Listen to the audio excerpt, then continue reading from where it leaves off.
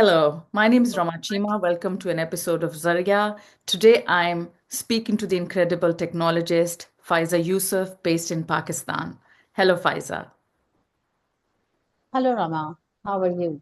Before I begin, I want to tell you a little bit about Faiza. She's a technologist and she's also the founder of Women in Tech PK. She's won multiple awards for her work, and I'm happy to share that she uses, as a fellow feminist, this is very important for me that she uses a feminist lens to her work.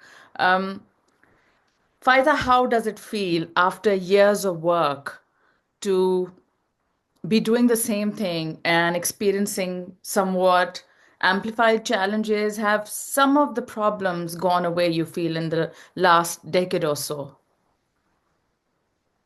Um, that's a very, very tough question. I don't think the challenges have gone away. Some of them, some situations have improved. So if I talk about my work in Pakistan, Pakistan as a society has changed a lot in terms of accepting women who want to work or who want to study something that was generally not considered a woman's, field of study. But at the same time, the narrative around inclusion and gender has become very muddy and like a rage bait topic, especially after what's been happening globally. So I can see that even people who wouldn't dare to say very, very misogynistic or very incel-like things online, after what happened globally, it has become pretty prevalent, and we are seeing a rise in hate towards women, especially women who are in the public space, which is horrible to witness. So at one end, a few of the things we see that have become easier to work through. In our case, it's easier to talk to employers about hiring women. It's easier to ask them about policy implementations and stuff like that. But at the same time, the narrative has become really, really difficult to navigate. I sort of agree with you. And while I'm very happy with the strides we've made, the regression is becoming very problematic and it's, like you said, more pronounced. So when you say it's become muddy, how do you think we can sort of work with all our stakeholders? Is it because all of a sudden the word feminist or feminism is not seen in its true spirit, how we look at it, where, we need allies, we need to have a forward thinking approach, a public interest, human rights angle? What is it that you think has gone wrong? Hmm. I think because even though we all want to include people in it, no matter how they look, how they speak, what they do, a lot of times our own kind of circles have become like echo chambers, and we are also not very inclusive of other people and their ideas and the way that they think about feminism or the way that they consider themselves feminist. Because again, there is not one size of shoe that fits everybody. So I think opening up this conversation for everybody is important. And also bringing a lot of allies and especially men in the conversation is really important. A few years ago, I thought that we could do it all alone and only women can change the world. But now I can see that why is it so important, because no matter what you say, if you have men showing their allyship into it or their buy-in into the cause, somehow it brings more visibility to it and it brings more weight to it. I hate to admit it, but that's how it is. So I really think that we need to bring a lot of people into it. I've had a lot of conversations with religious leaders, with people who you wouldn't think as feminist, who won't look like a feminist, but they have a lot of very progressive ideas. And I think we need to be more welcoming, more open to have these conversations, and also make sure that we also learn how to navigate this rage bait area. So I also think that sometimes, because we are human beings and we also get emotional and get very angry about things, I tend to do that a lot. I think a little bit of being open with listening to a lot of those things and not getting mad about things is the way to go. So in the past, like 8, 9 years of my work, I have seen that The calmer I become in a conversation, the better I'm able to communicate what I want to communicate. And I've also learned that you have to wear people down. So it's not a one-time conversation. I love that. Something, it's not something that you say and it happens. You constantly have to bring it up over and over and over again. And with all three of my initiatives, I have pushed them down people's throats to make them believe that this is what we need, that we need more women in workplaces, we need more women in leadership, so on and so forth. I think what you said to me is very interesting, but so we get reactionary or emotional because we haven't been heard. So we perhaps been calm in the first instance, and then that reaction, or we haven't, gotten any reception for it. And then that's when you start to get emotional because this is a pain point for you, and not just for you, but everyone around you. So I know you've been a founder, you've worn many hats. Is there like a pushback that you still remember to date, which touches a raw nerve with you? Because I, I know that all of us who've led initiatives, for me, like it was something I heard from people very close to me. You're going to abandon this, and this is just for like a few months, and then we'll see. I've heard all kinds of comments. I'm just wondering, what is it that's still sort of, I mean, again, on the other side, please tell us something that has also encouraged you to persevere through these years, but both. um, I think one thing that I've seen over and over again is, so I'm somebody who covers my head, right? I'm somebody who looks traditionally Muslim. So when I talk about progressive ideas or feminism, the kind of pushback that I receive is way different than what you receive, for example, Agreed, agreed. because yeah, because it becomes like a religious conversation for some reason, even though I may not be practicing. How would you know that? Maybe I do it culturally. Maybe I do it because I do not like to brush my hair. You don't know that. But the conversation is very, very different. So I once heard from somebody who said to me that, you know, you look like a Muslim, but you have a heart of uh, a kafir, Western. basically. Yeah. So that's what I heard, and I was really hurt at that because okay, if it's a kafir also, it's a human being. Why do you think it's degrading? And what was the point of that, right? Another thing that happened recently, so on Women's Day, I went on a rant about organizations saying that they are meritocratic and they say that they are gender blind, and they are not. Of course, they are not.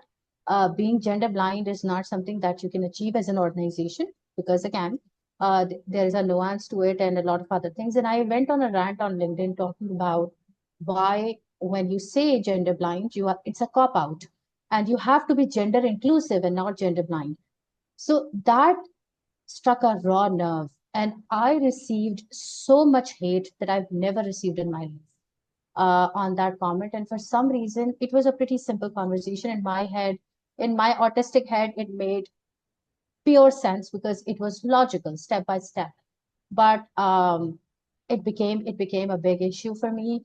I didn't back down, by the way. I wrote about it in a newspaper magazine because I wanted to have this conversation over and over again with people so that they look beyond their emotions and their biases and they understand what the point is when we say that women face a lot of discrimination.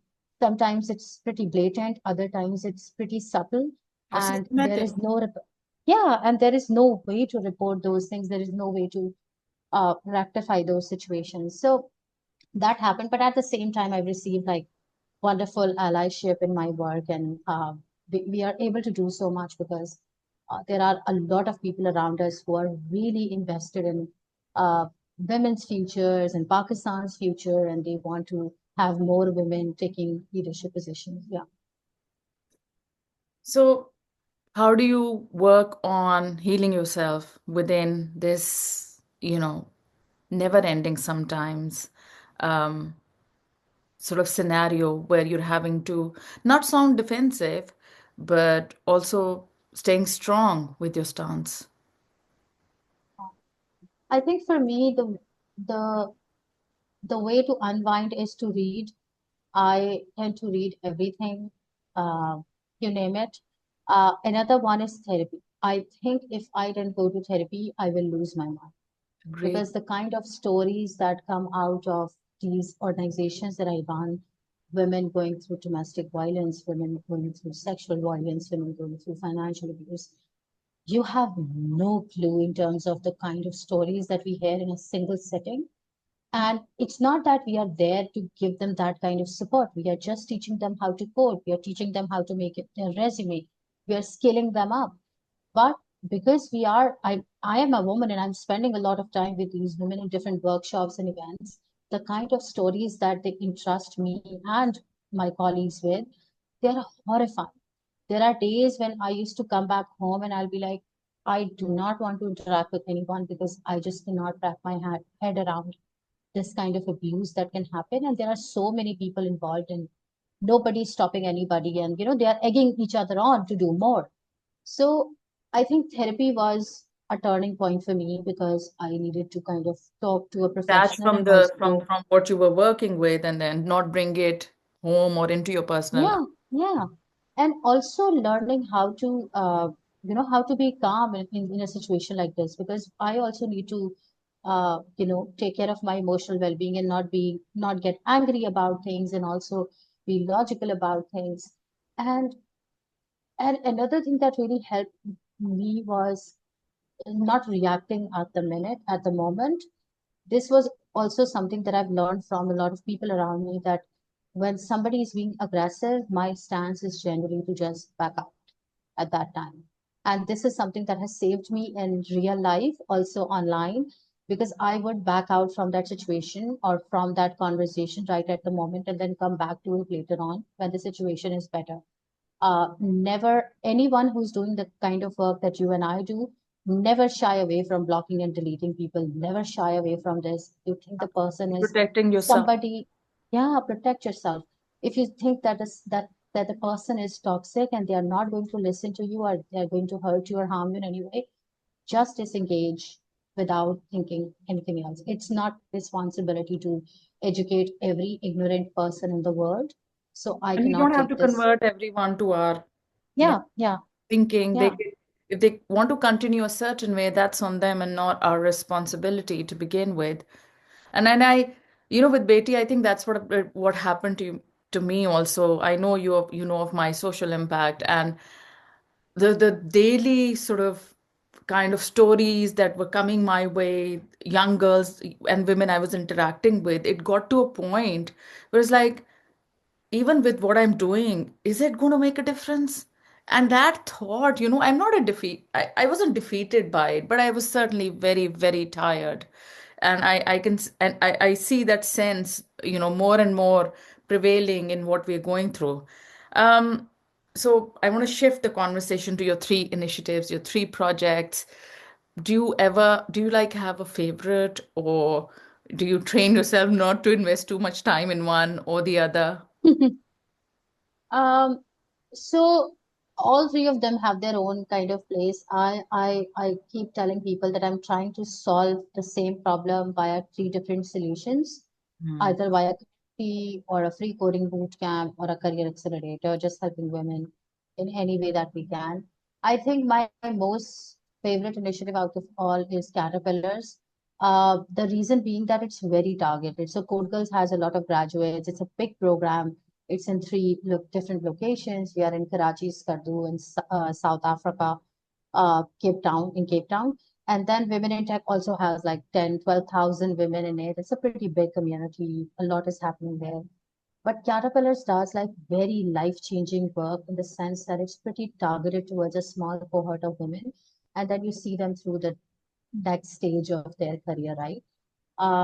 It's very high touch, where we are constantly in touch with a cohort that we up for like 4 to 6 months, meeting them every week, talking to them. They're going through our curriculum. So I really enjoy doing the work that we do at Caterpillars because it's also something that we constantly evolve, because coding education evolves in the sense that you evolve the curriculum. But when you're working with people on this kind of relationship building and this kind of coaching and mentoring, that the content evolves as the cohort evolves. As new people come in, we have to make changes to it, add new strategies, add new coaches, add new mentors.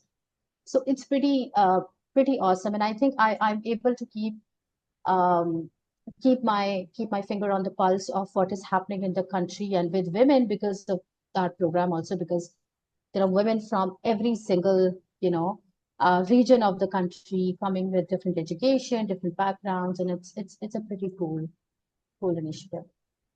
If you had all the resources in the world and, anything you wished for, what would be like the one thing you'd do as a first sort of step?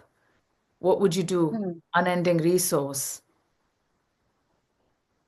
I think access to education and technology infrastructure, that's a pretty big hurdle in Pakistan. If I talk about Pakistan, a lot of women do not have access to these things. They do not have enough income to buy a smartphone or a laptop. We don't have electricity in a lot of areas. So building infrastructure is something that I'm really invested in. Even though as a person, as a founder, I do not have any resources to do that other than just opening our place for people to come and work there or use the internet or use the computers. We do that all the time at portals. We keep some slots available for people who do not have access to technology to come and use technology. But access is extremely important, and this is something that I'm really invested in. And I keep on dreaming about it that one day maybe we're able to fix that because it shouldn't happen. It's pretty unfair. It's a human right. I mean, yeah. Agreed. Agreed. I think it's such a game changer. I'm very curious to know when you talk about access to technology.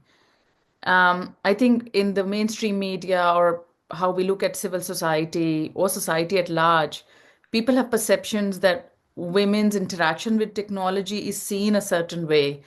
And because you work with women firsthand, I want to know what is their response when you give them that access? What are the emotions like? Uh, so when the door opens for them and they realize that they can learn anything, they have a lot of opportunities available, it's pretty mind blowing. But at the same time, there is still a fear that comes a lot because of the things that we hear in the news and we see, people talking about. There are a lot of families who are also not very happy about women using social media or women using public platforms or online spaces in that way. So our focus is also to teach them about safety. This is something that we do every time we induct a cohort. We give them tools to be safe online. So they should know how to handle a situation if something goes wrong and also take care of their family members, the minors in the family, the older, because minors, women, and older people, like people above 60, are the people who are Oh, most yeah. vulnerable when it comes to technology facilitated violence or technology facilitated crime. So that is something that I'm really focused on, and I make sure that every single woman that comes in has the resources to take care of herself. Um, but at the same time, the response of so let me tell you an example. So a woman that's graduated from Code Girls, for example, the household income for that woman before the program is generally around $200 a month, right? Which is like lower middle income section of Karachi, Skardu, sort of.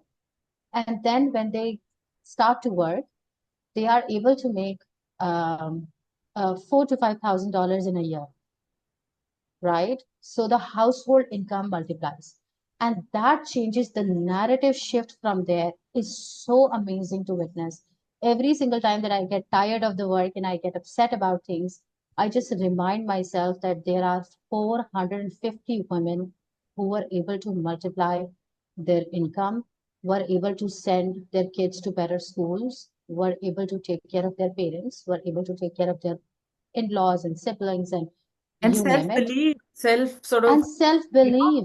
a When sense you of look at achievement. them, the way that they talk is different. You wouldn't even recognize them because they will be so confident and so hopeful about life also, which is something that we don't see in a lot of women because they're constantly in a rut. They're constantly told that you're stupid, you can't do anything, you're not technical enough, maths is not for you, computers are not for you, so on and so forth. So when they're able to do those things, the transformation is such an amazing sight to see. And I think that that's something that that kind of keeps us going also, no matter what. So, as I mentioned in the beginning, Faiza, the podcast is called Zariya. So, it's a connection between you and our audiences. But the concept sort of takes its foundation from storytelling. If I were to, or if you were to write a book about your life and your experiences, what would the title be? Hmm. Take a moment. This is a hard one. I think I would call it Against All Odds. Mm. Yeah, that's pretty accurate from what I know about you.